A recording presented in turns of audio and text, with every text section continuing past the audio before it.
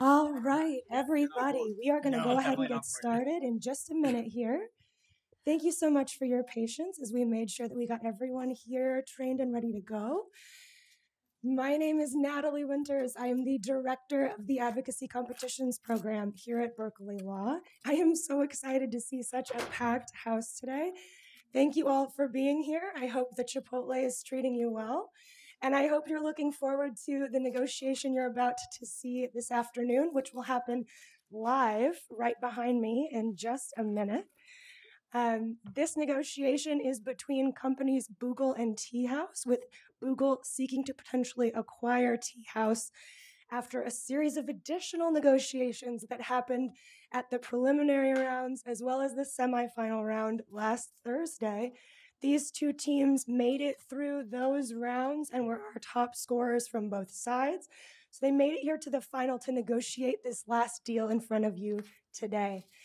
Your program contains additional information about the biographies of our finalists, our illustrious final round panel with us in front of you this morning. In the interest of keeping us on time, I am going to just let you review that yourself. I also want to do a special thank you to the competition's founder, Joseph Halloum, who was a student of both Berkeley Law and Haas, but unfortunately couldn't be here today because he's off doing M&A in Europe. So we send him our thanks and well wishes. He's a huge part of this competition, works closely with me and my staff and our student directors to make this all possible. The Halloum Business Competition is actually unique in that it pairs law students with business students from the Haas School of Business. So we're excited to bring this event to you today. Without further ado, I'm going to go ahead and let our finalists get started. Thank you. Take it away. Thank you. All right. Thank you so much for coming here today. I'm Alex. I'm Patrick. And we are really impressed with GPTeahouse's contribution to Boogle shopping and are prepared to fully acquire GPTeahouse. This is a partnership that we really look forward to. We want to mutually benefit from one another's talent, expertise, and innovation, and we really hope that Boogle can further enhance the GPTeahouse product through our institutional knowledge and brand. So we know that the social media and AI market right now is really hot, and we're not the only ones who have been impressed by GPTeahouse's growth. But that being said, we think that Boogle is an ideal partner. We have overcome regulatory hurdles together. Our technologies are symbiotic, creating even greater value when paired together, and our leadership teams have built strong relationships. So the Boogle team has identified 4 general areas that we think will be crucial to coming to an agreement, and those are the deal price, the contingent value rights, CEO performance benchmarks, and a no-shop provision. Our priorities today are finding a fair sale price, implementing CEO benchmarks, and including a no-shop provision. So with that, we'd love to ask a couple questions to learn a little bit about your priorities. Sure. Before jumping into that, we just want to also say that we are also very excited to be here today. And as you just said, after that very successful licensing partnership, it's really exciting for both of our business to look to integrate further. And we also understand that we will be discussing some difficult issues today here, but considering the great potential benefits for both of us and also our great track record as partners, we are confident that we are going to have a very constructive session, and we look forward to hearing about your proposals, of course, and we agree with you on the items on the agenda, and also the sequence. We are also fine with the order of the agenda items. Great. Well, given the different items that we have to discuss today, we're curious to know, out of these 4 issues, which are most important to you when creating some terms for a potential deal? Yeah, thank you for asking that question. I think we'd actually like to hear your priorities first. Sure. I mean, we're always happy to find a fair deal price, and also think through CEO performance benchmarks. and getting I think the terms that we're looking for on a deal price and CEO performance we're happy to negotiate on some of the other items, perhaps make concessions in order to get the deal price and CEO performance benchmarks that we're interested in. Yeah, thank you for stating that. Likewise, we are very interested in making sure there's a fair deal with the fair market value and that we're both positioned and set up for success with this deal. So I do agree those are our two priorities as well, amongst others. Great. So should we begin with the price as our first agenda item? We'd love to hear a range from you of kind of where your valuation metrics are at, and just learn a little bit more about how you value Teahouse. Yeah, absolutely. So kind of have to divert again, but would actually like to understand your perspective. You're the buyer, so we've had a long-term relationship already where we've seen success. So from your perspective, we'd like to see where you're valuing Teahouse and how much you'd like to invest in the company for the buyout. Based on the information that we shared earlier. Absolutely. Yeah, sure. So Alex and I are aware that a lot of valuations for AI companies right now, it's a hot market right now. So sometimes companies are overvalued. Sometimes it's hard to really get the price right. We really appreciate the financial information that you shared because it allows us to ground our pricing based on that financial information.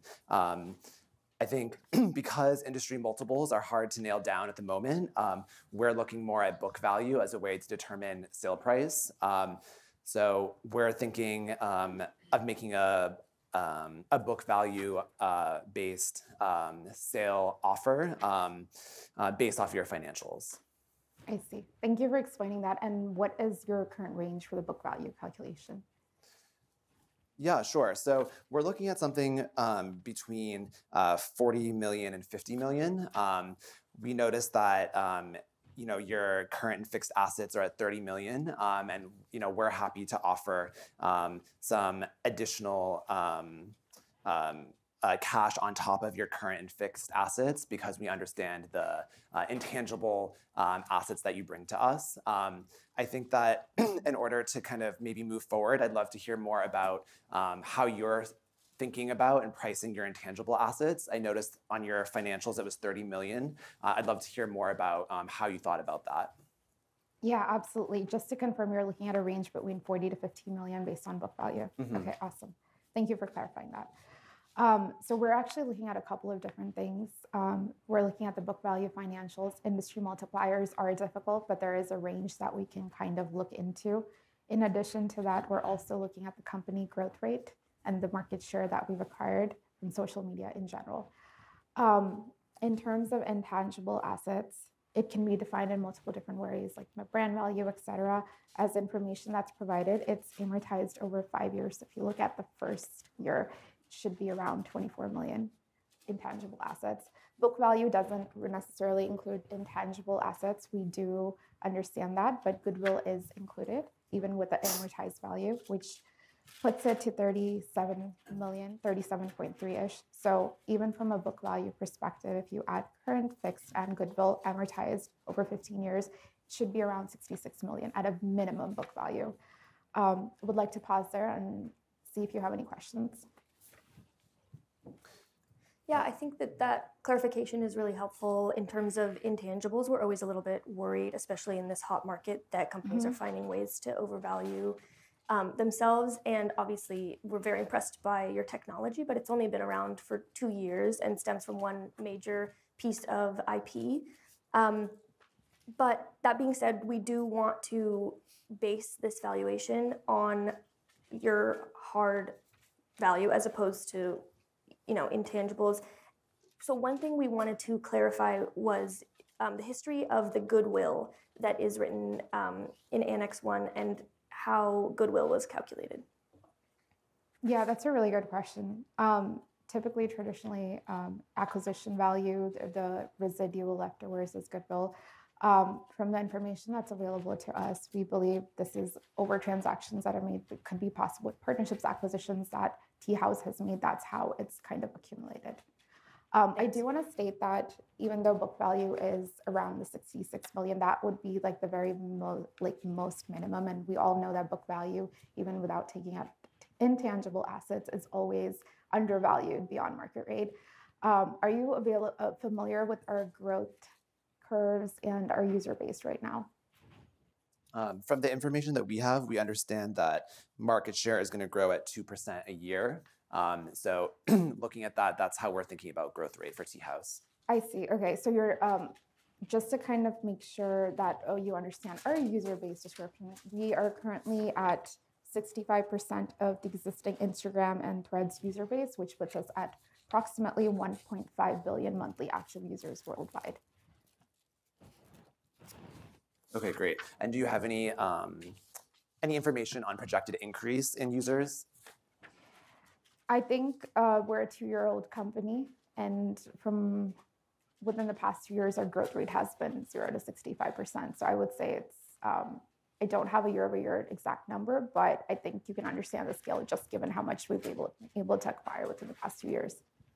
Okay, great, awesome. I think that now that we understand, the minimum you're looking for, I think we can go on to some of the other topics to perhaps think about how we can negotiate this as a package. I did want to go back to goodwill. We were just surprised that you're a 2-year-old company and you have 40 million in goodwill residual. Is acquisition part of Teahouse's growth strategy? From the information that we have, it is and it isn't as well. There are multiple different ways that goodwill has been acquired. It is a surprising number, but given that there is a large growth rate, I don't think it's as surprising. We have 1.5 billion users, so yeah. Do you have anything else to add? Yeah, thank you for that context. So I think one way we can potentially bridge the gap in this valuation is through the contingent value rights. There is inherent risk for us investing in a pretty young company in a hot market, but we believe that if we see growth over the next years and we see sales increased from our partnership, then we'd be much more willing to pay more. So that's where the CVRs come in. I'm curious if you have a perspective on the CVRs and how much you're looking to Sure. and what benchmarks? Yeah, we want to be very open and frank with you. We are actually quite surprised to see a proposal of CVR for our deal because we have had history as partners, and usually we see that in brand new transactions when both sides don't know each other very well, and also not really in the tech industry in which you can already see the success of our product.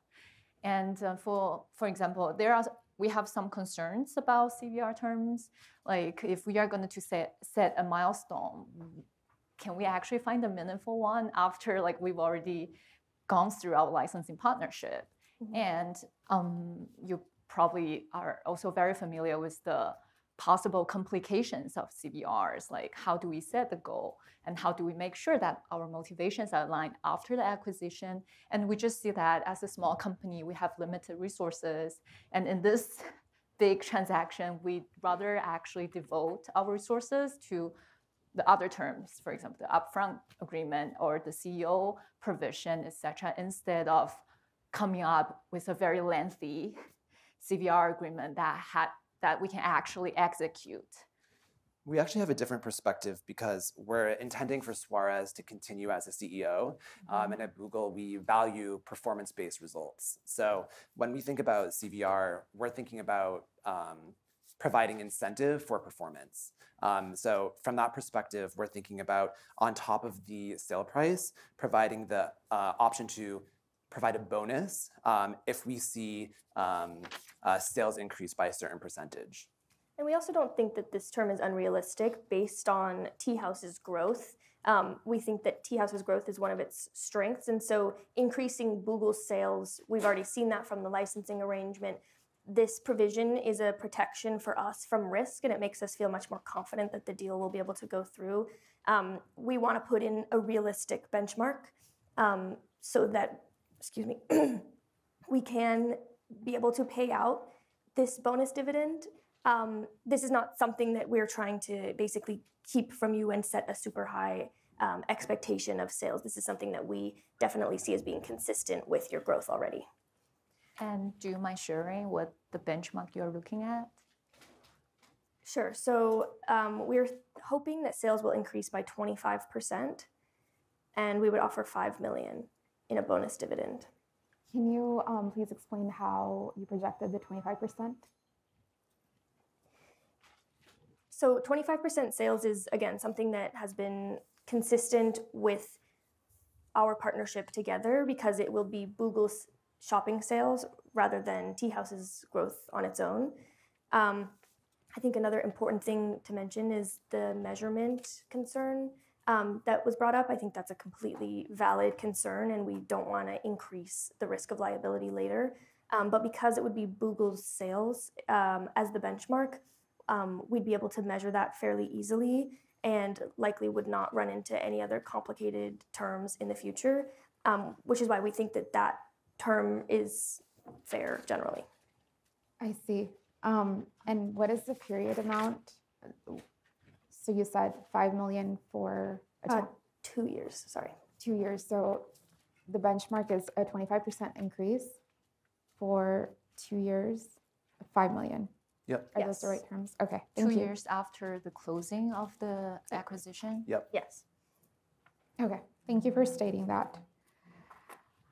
Okay. It looks like the three parts have kind of, it's good to hear the three different parts of this deal that you guys are considering. Is there anything else we should know in terms of purchase price, contingency, value rates, and CEO replacement? Anything else you'd like to share? Yeah, sure. Well, we haven't yet covered the CEO performance benchmarks. We are hoping that we could tie CEO performance benchmarks to market share improvement. So we are, to see Suarez, the current CEO of Teahouse, to continue to be the CEO of Teahouse under Boogle ownership, we would like to see a certain market share increase year over year. So I know that Teahouse has been growing really quickly, so we don't anticipate this high growth to be a benchmark that would be difficult for Suarez to meet. We're thinking we would mandate that a 2.5% year over year increase in market share for 5 years would be a benchmark we would hold Suarez to. Otherwise, we would have the rights to deliberate on new leadership for Teahouse. I see. Okay, thank you. So the 25% was clarification for the $5 million, essentially. Yes. Okay, Yep. Thank you. Thank you. That's Yeah, helpful. separate from CEO performance benchmarking. I see. Okay, sounds good.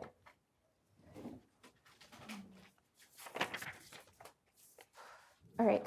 So I think we have all the necessary information from your perspective. Kind of just want to go back a little bit to purchase price. She can cover CVR rights and then CEO replacement once again from our perspective. Yeah. So for the purchase price, the book value is around 66 million, and industry-wide, it's a very undervalued undervalued number. So it's not necessarily what we are willing to accept. It's just from a book value perspective, it shouldn't necessarily go lower than that. That's like our lowest benchmark in terms of calculations. The industry multipliers in this industry are typically around 4 times to 8 times. And based on the EBITDA information, that puts us around the range of $60 to $120 million in terms of valuation. So that is a range we'd like to keep as a benchmark. Thirdly, we have a 1.5 billion monthly active user base, which is very hard earned, and I'm sure you're very aware that acquisition costs are really high in terms of getting to that user base. You would have to spend hundreds of millions even to hit the 1 billion number. So given that it has such a rapid growth rate, even if you want to get to the next 100 million users with Teahouse, you'd have to invest multiple millions. So I would like to keep that in mind as well. Acquisition costs are also tied into this. Sure. So with that, I think the range we're looking at in terms of purchase price is around 90 to 100 million, again, which is below the 8x multiplier, which is above the book value, which also considers our $1 billion growth. I mean, yeah, or 65% market share of users from Instagram. I think we're definitely amenable to discussing an increase in the price that we initially suggested. I think that, again, book value is really what we're looking at in terms of, hard fundamentals of a company. We're worried about, again, market not paying fair price and just the concern about a young company. And so we want to, insert other things into the contract that are going to encourage growth in the long term. Again, hoping that that gap can be bridged through potentially CVRs. If you are amenable to that, it would, increase the overall valuation of the company if we can't come to an exact middle ground. That being said, again, just want to highlight that the 66 million number that you gave is within the range of what we think is fair. Absolutely. I think from a book value perspective, 66 million works out, but I think you also have to consider we have a massive user base. And if you compare other companies to the EBITDA, to the user base ratios, it's very rare that you'd find something as uniquely positioned as ours. And again, going back to acquisition costs, if you were to only look at the financials instead of acquisition costs, it's not very, you're not looking at the holistic picture. Go ahead. And also just to add on to that, the technology, there's huge scalability there as well. And we can already see the great synergy between Boogle Shopping and us. And after the acquisition, it's possible that it can expand to other business areas. And I believe that something Boogle also sees in Teahouse. And we really hope that you can take that into account in the valuation. Sure. Yeah. I really appreciate the number of users that Teahouse currently has. We do want to recognize that there's some risk in acquiring Teahouse, for example. Trends in AI are changing really quickly, especially different platform usages. There are so many tech platforms out there that have a meteoric rise and then fall. So just because there are so many users today doesn't mean that we'll anticipate those users in the future. Us investing in Teahouse is also risky for us. So I just want to share that. And additionally, just to frame some of the kind of numbers that we're thinking about, Apple has acquired over 21 AI companies in the past 10 years, ranging anywhere from 5 million to 77 million. And so, we can go beyond, what we initially said for our sale price, but I think we're going to have to think about achieving some of the other terms that we're interested in.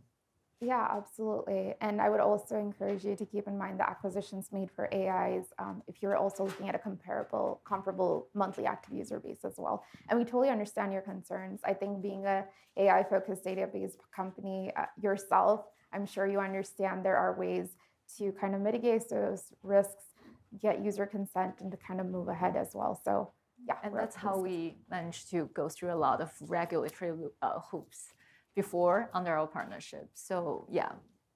Gotcha. I think now that we have understanding of your interests, we've only talked about 3 out of 4 of the provisions so far. So maybe we just want to get a sense of your understanding of the no shop provisioning. For no shop, this would be when we enter into a deal, we would look for barring your ability to solicit other buyers, which is important to us in this competitive environment. So we just wanted to understand your perspective. We would like to have a no shop provision and a 4-month notice if Teahouse decides to terminate negotiating. If Teahouse decides to terminate, how about if Boogle, what if Boogle is the party that intends to terminate? I think, go ahead. Having a termination provision is important and provides a lot of certainty to both sides. For us, we're really concerned about the competition because when a dominant player in an industry shows interest in a smaller startup company, that itself can jack up the price. So yeah, we're really hoping to just increase the certainty of closing this deal. we're not closed off to the idea that there should be notice of termination for both parties. But we just want to prevent a situation in which Teahouse is dragging its feet or using any delaying tactics or potentially doing anything to wait for other bids. I think there's a little bit more risk of that than us terminating the deal, but definitely happy to hear what provisions you had in mind for that. Oh, actually, thank you so much for explaining that, and I think we are on the same page for that. We have strong desire for this deal to go through sooner. No, we definitely do not want to drag our feet here. And for us, we are actually thinking about a period that's much shorter than 4 months. And would you mind explaining why you think you would need 4 months? So just to understand the 4 months, it's on Teahouse's termination, right? Yes, that's my understanding. I see. Okay, so from what we understand of no shop, usually it provides a specific period where the acquiring company can take their time to do the diligence before they close the deal. So that is how we've understood no shop as. And are you saying that we would take longer for are you looking at it from a perspective of Teahouse taking longer to do the due diligence before the acquisition? Just trying to get that. So it would be, from my understanding, notice to Boogle that will allow us to decide whether it's worthwhile to renegotiate the terms in the letter of intent or to mutually agree to end negotiations. And as in to close, right? To close or to part ways. Okay. If Teahouse decides to stop negotiating for any reason. Mm-hmm.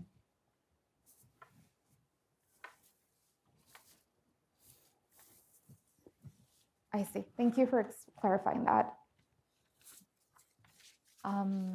So from our perspective, so now we understand that the 4 months is not necessarily the time that Google needs to finish things up, but it's more like a check on us so that make sure that we are here in good faith.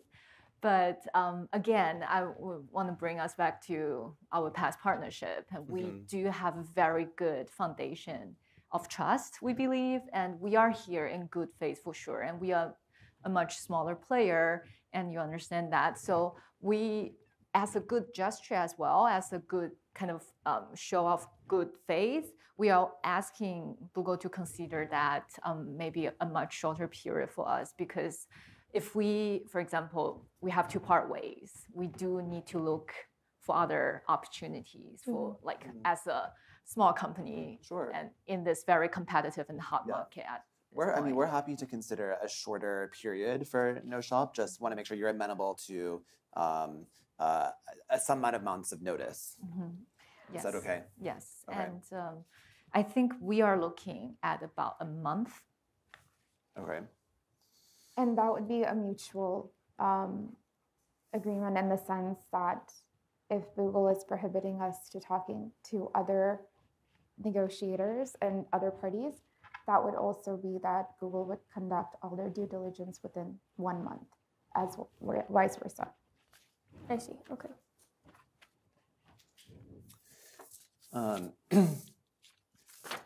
We've had a lot of different, we've gone back and forth a lot of these terms. Maybe it might be helpful for us to take a quick break for us to confer. Right. I'll be right back. 2 minutes? I think 2, yes. Yeah. All right, nobody panic. This is normal.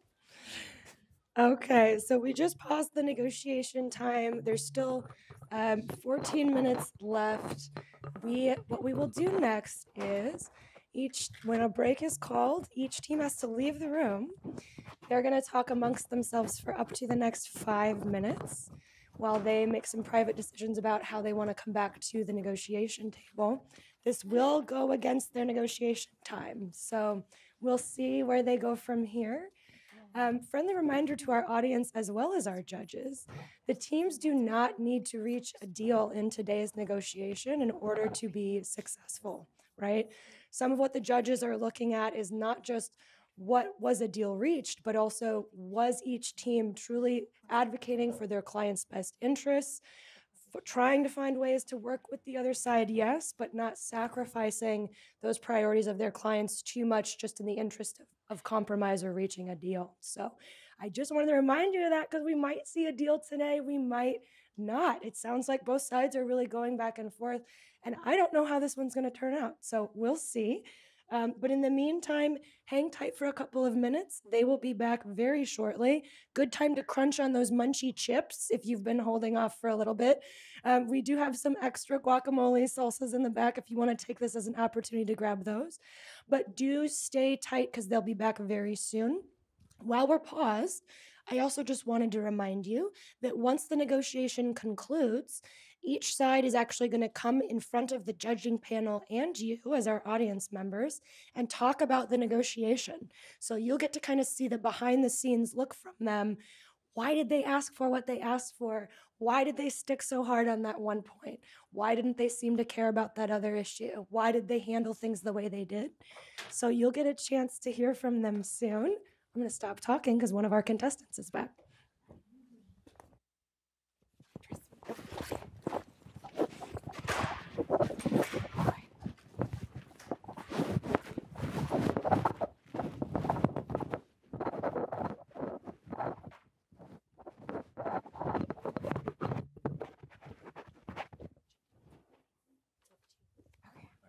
Thanks.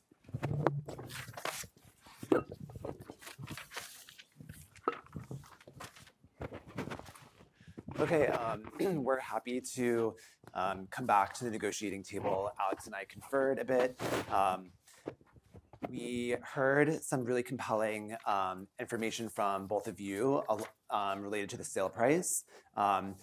We were initially skeptical on the intangible value that you were assigning to some of your technology, but in a sign of good faith, we are happy to recognize the full 15 million that you put for your intangibles. And so we are happy to offer a sale price of 68 million. And so I know 68 million is lower than what you were looking for. And so to compensate for that, to try to get you closer to what you're looking for, we would like to negotiate contingent value rights of 5 million if Boogle increases sales by 20%. And we've lowered that from the 25% that we initially proposed.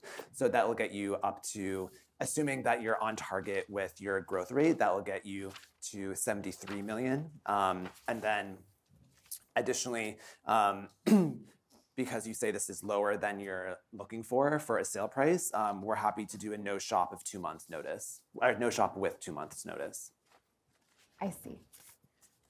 I'm gonna write that on the board. Yeah, go ahead. Go ahead. Yeah. Thank you for summarizing that. So 68, you said? Yes.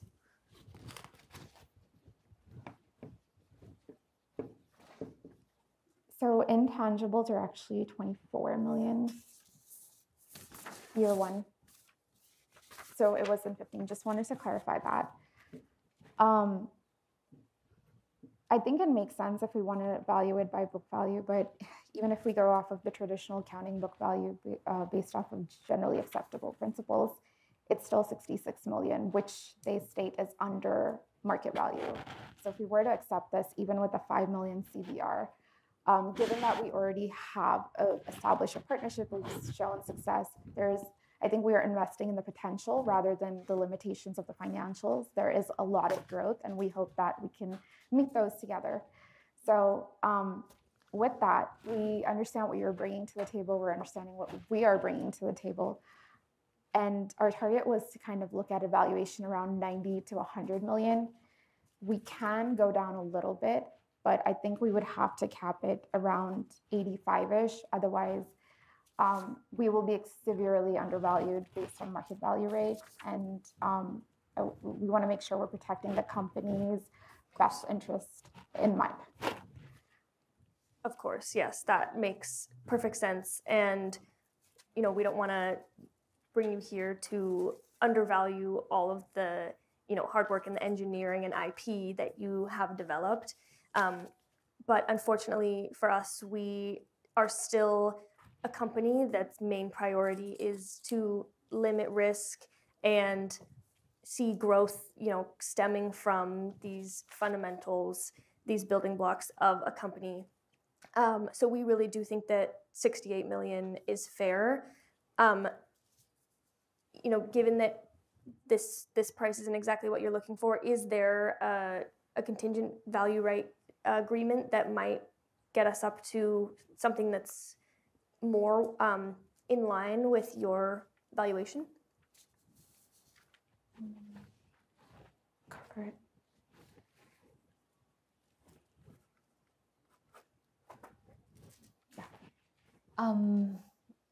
We thank you so much for explaining kind of the concerns and the reason behind those figures. And while it's really hard for us to kind of compromise on the value of our very own business, we understand your concern, and we do want to show our good faith in this negotiation. We are willing to go down to 75 million for the purchase price. And for the CRV, we are looking at 8 million. For 22% growth. 20%. 20% growth, yeah, sorry.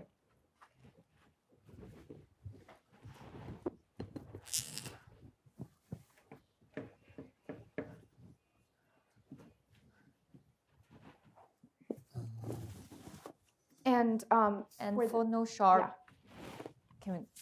45 days. So 1.5 months? Yes. Okay.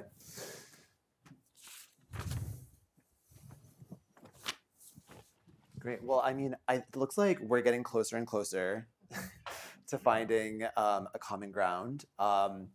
75 million for a sale price is higher than we would typically go for this type of acquisition.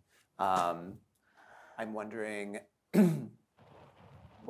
from your perspective, what do you think is more important to you? Some of the performance-based targets or cash infusion upfront? I think the cash infusion upfront, yes. Gotcha. Okay. I think that this is potentially something we would be willing to work with if we can increase that benchmark target for the sales increase on the CVR. Because we think 8 million is a step up, certainly from what we originally suggested, and would get us to 83 million total valuation, which is definitely a bit higher, I think, than we were willing to go. But again, we want to be here in good faith again and think that this is a valuable company to us. So what would you say to 75 million and then 8 million in CVR with a 25% sales benchmark?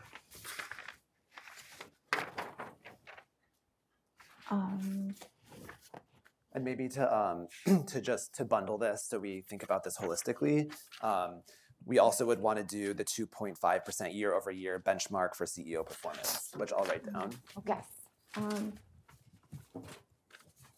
So for CEO performance, we totally understand where you're coming from. It's important to have benchmarks. However, a CEO replacement, and what was the year you said? 5 years? For 5 years. 2028, yes. Yeah. 5 years, yeah. If in the instance where we're underperforming and something happens, I think it would impact the morale of the employees if the CEO were replaced.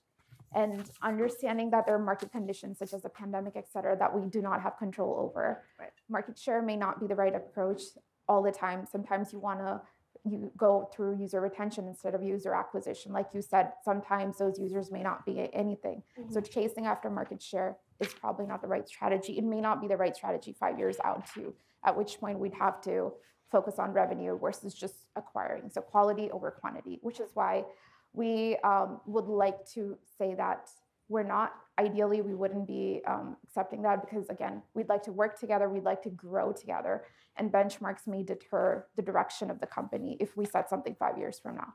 But having said that, I think we're willing to go 1% over the next 5 years. So we have like a benchmark, some sort of something that hopefully can show that like there's a bare minimum that we can work with.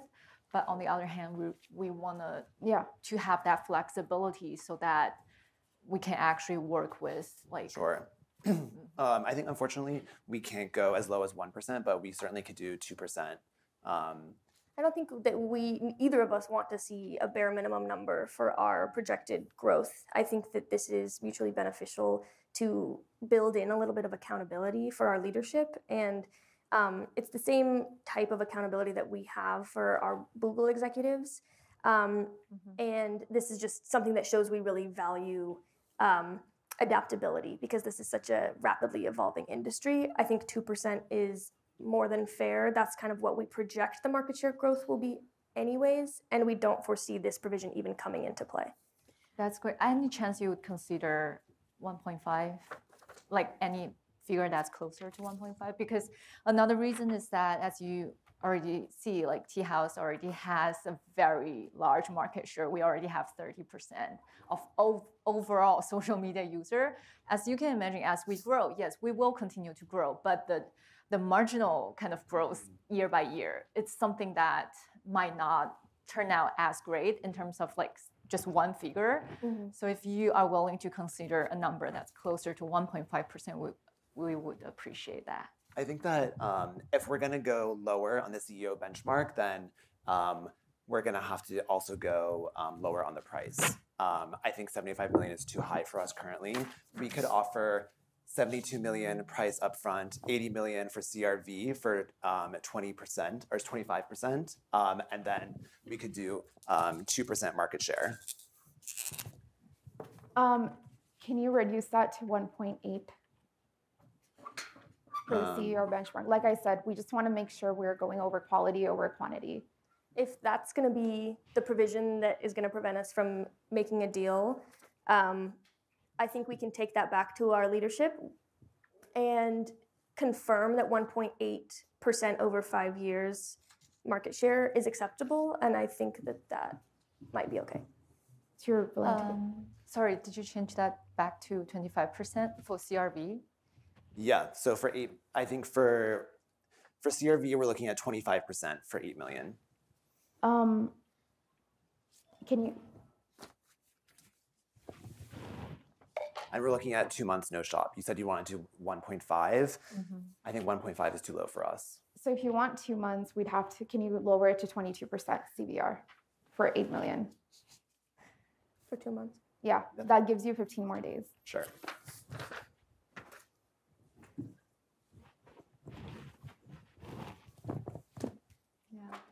Great, so to summarize, we have a selling price at 72 million, CRV of 8% if we assume, or sorry, a CRV of 8 million if we assume 22%, CEO benchmark of 1.8% market share increase for 5 years. Otherwise, if it's not achieved, then we retain the rights to change leadership. And we have a no shop with a provision of 2 months. Yes. Does that sound agreeable? I think we do. Great. Great. Thank you. Thank you. Great work. Great work. Round of applause for our finalists.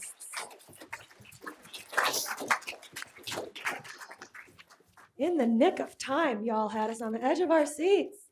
All right, so we are going to ask both teams to head out into the hallway now. You've got 3 minutes to prep for your post-negotiation analysis. We'll see Team Boogle first, who will come before us and have those 5 minutes to let you know how it went and what they might have done differently. After that, you'll see Team Teahouse. Stay tuned. All right, folks, our first team is back and ready to chat with you about how things went. So without further ado, Team Boogle, take it away. Great, thank you. Alex and I are going to talk about our general strategy, some strengths that we think we brought to the negotiation, then also reflect on some of our weaknesses.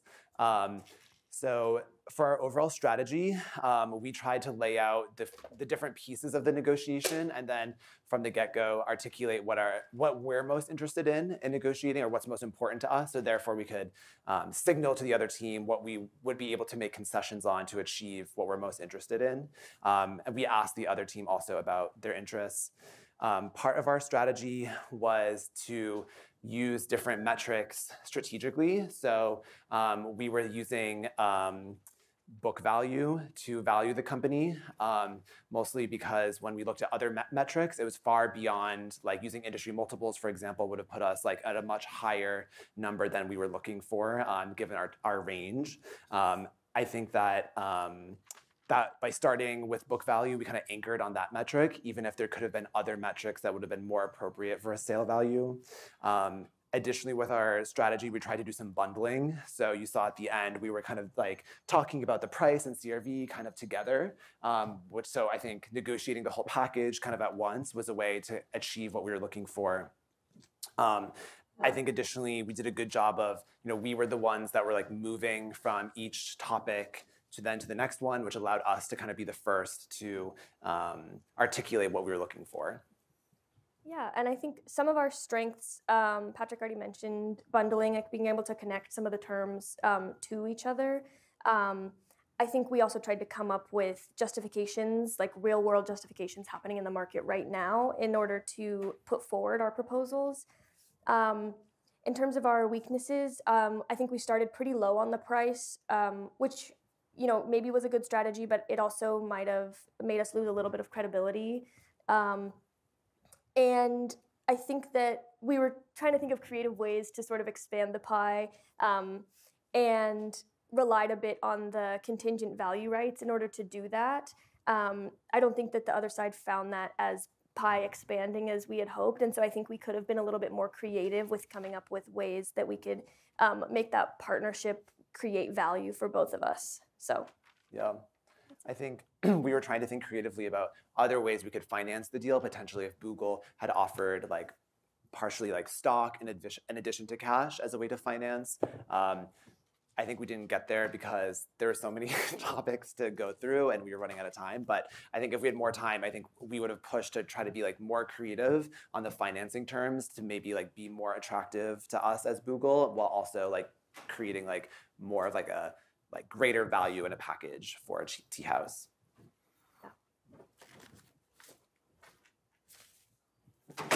Great. So that was our strategy.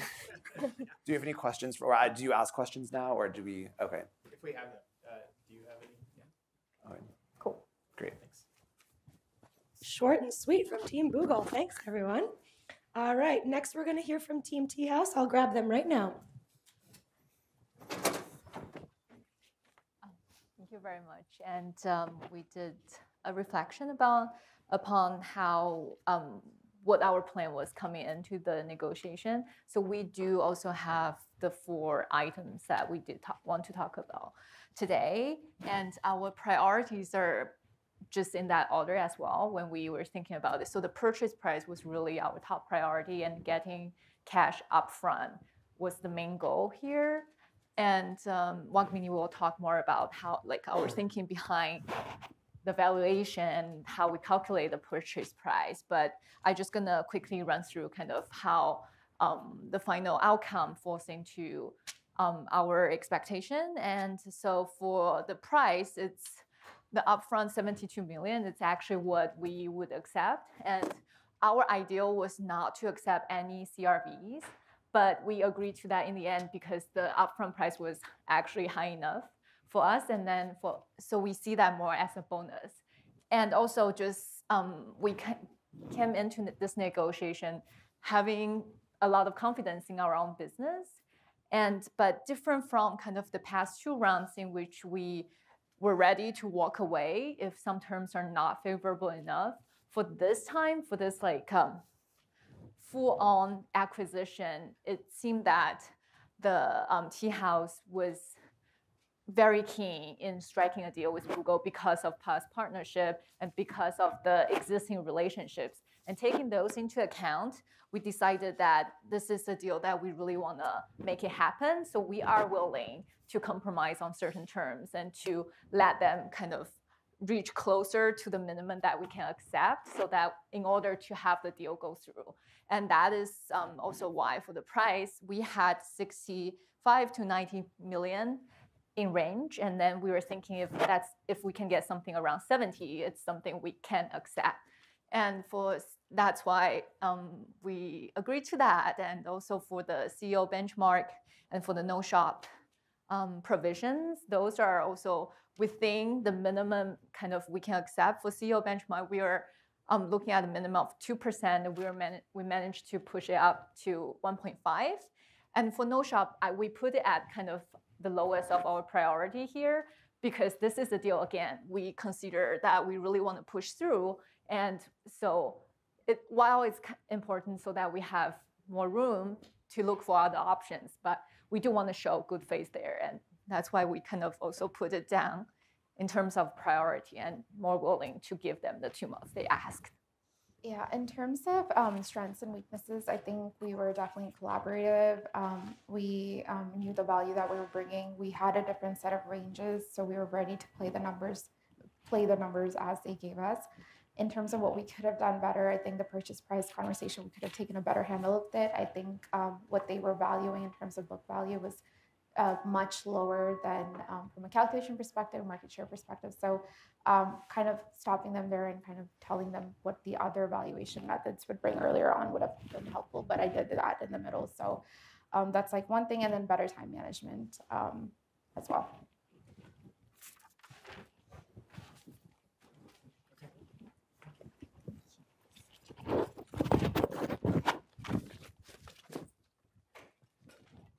There's still another minute 20 if we have any questions from the judges panel for our Teahouse team. Otherwise, happy to leave things there. Let's leave things there. All right. So thank you, Teahouse. From here, folks, I'm going to steal our judges just for a couple minutes. I promise they'll be back. And they're going to head out to deliberate, hopefully just for a few minutes, but we'll see how contentious things get back there.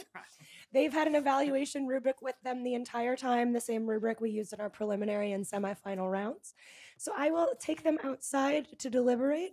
Stay tuned so you can see our champions announced in just a few moments. Thanks. All right, folks, thanks for hanging in there. I know we're a couple minutes over. Our judges were deliberating intensely back there. This was a really close final round. One last round of applause for our finalists.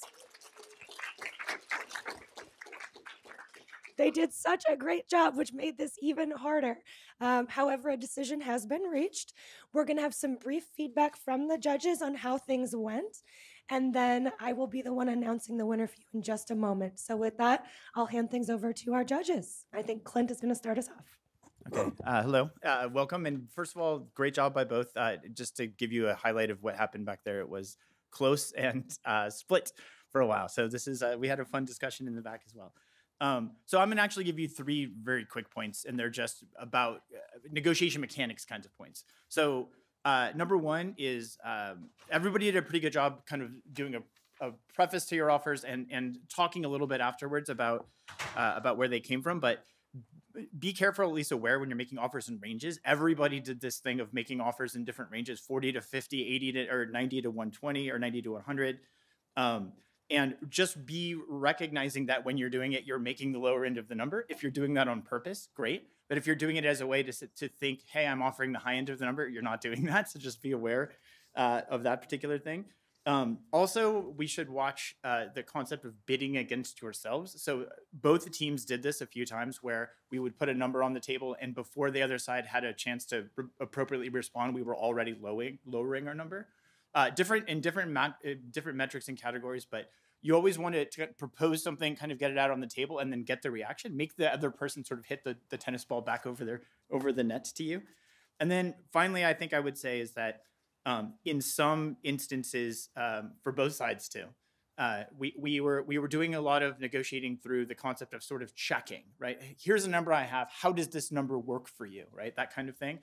That's an okay thing to do, right? That's going to ultimately drive some of it. But our job as negotiators here is to provide value in terms of the things that we're saying to sell it or to make some connection point to something that's important to them. So we want to be sure that when we're putting an offer on the table, the next thing out of our mouth is something strategic that's making a connection that will help sway the other side, right? Because otherwise all we're doing is looking at spreadsheets and seeing if the numbers match. And that's not really the essence kind of how we're being a value add as an advocate to negotiation. So those are just So yeah, I would say 3 brief points, constructive feedback, and great job by all. Yeah, great job, guys. Nice to watch you guys in action. So yeah, a couple of bits of feedback. So for the buyers, I actually liked that you guys stayed low up front, right? Because, usually in any transaction, right, there's going to be some back and forth. You guys allowed for some room to sort of move up, right? And I think, in the course of the overall negotiation, it's nice to have a record that we're consistently moving up, we're showing good faith, we're trying to get something done, right? And I think you leave room for yourself. And you guys did the same thing, right? Opposite ends of the spectrum, but, very, very good on that part. I think for the buyers, I thought you guys, really well positioned the contingent value option, right? In terms of, look, the team is important. We want you guys to be a part of this thing. This is how we keep you guys incentivized. If you think about someone that's never started a company before, never sold a company before, if you buy them outright and you give them $100 million and they come to work for you, are they going to be motivated, right? So to have a little bit of that, I thought you guys positioned that very well. I think, one thing on the valuation too, focus, I can understand the logic, but focusing on a single valuation methodology, sometimes I understand the logic. It's just sometimes a hit to your credibility because, if you go and say, hey, look, my neighbor's house sold down the street for X amount, right? You got to kind of look at the full picture, right? And you guys did a really nice job, I thought. And again, I understand the tactic, and you're obviously going to do whatever's in your best interest. But looking at all the methodologies, kind of holistically, and triangulating and talking about kind of everything as a whole, I thought that was a good job. And the other thing too, I think for your team, I liked how you guys were kind of coming from a position of strength in terms of how well the business was doing. And the fact that you guys know each other, right? IBM, for example, when they buy companies, their approach to acquisitions is generally with folks that have been partners, right? It's not, hi, nice to meet you, let's get married. It's let's date, let's live with each other, spend some time before you make that big decision. That's exactly what IBM does. And I think you guys, could use that, and you guys used it very well. Let's see. Those are just stuff. I think you guys both did a great job, but just, a couple of things, just throwing some, real world lenses on all that. But yeah, great job, guys, both of you. We were all commenting that wouldn't it be amazing if all these negotiations happened in 45 minutes. But truly, congratulations, because it was really wonderful to see how you're able to reach an agreement during that time. The two feedback I have is leverage. Like with any negotiations, you always want to think about your leverage. What leverage do you have over the other party? For you, for example, you've had a ton of experience for GPTeahouse in terms of having this relationship with Boogle, and you can double down on the fact that you had this relationship. It's been successful. There's no need for you to even do an M&A necessarily. And if anything, you're coming to the table and use that as leverage. Boogle can always say, like, we see tons of you guys and we can make this ourselves too if we want to, and use that as a point of leverage. And I think there were a lot of really good real wide justifications as well. And I think that's one of the things that you all pointed out, and about valuation, how there's inflation. And so you could have always countered argued that, no, it's not just inflation. You've actually worked with us and we have, our financials. And so I would say in any argument or any negotiation, think about leverage and where you have leverage and the power over the other team, and use that.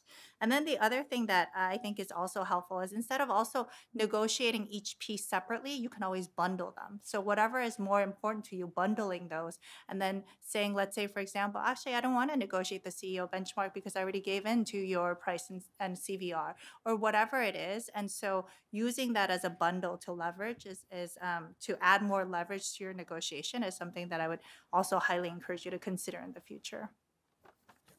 And one other thing I'll just add that I forgot, you can table things as well, right? The sequence in which you discuss things, particularly in the context of a deal, matters. So, because, there's sort of implications to what you say. If you're willing to have a conversation, that means, and you say, I'm excited about your deal. I mean, just like what Irene was saying, right? I mean, you may not want to do a deal at all, right? Things like a no shop provision. I mean, that is, that's a huge piece because you guys have alternatives in terms of who you could sell to. So to put that aside and say, if we make progress on X, Y, and Z, get to a good price, then we might be willing to talk about that. Let's put that aside, table that, and sort of, focus on what you really want more. I mean, that's a real key one because that kind of holds you back a little bit, if you want to run a competitive process. But yeah, but great job, guys, both sides. Thank you, judges. One last round of applause for our judges as well for being here today. All right, so we've got some hardware to hand out. We have some trophies we need to provide. We have some champions we need to announce. So without further ado, the winners of this year's Halloum Business Competition are Boogle, Alex and Patrick. Congratulations. And a round of applause for our finalists as well, Team GPTeahouse, who did a great job.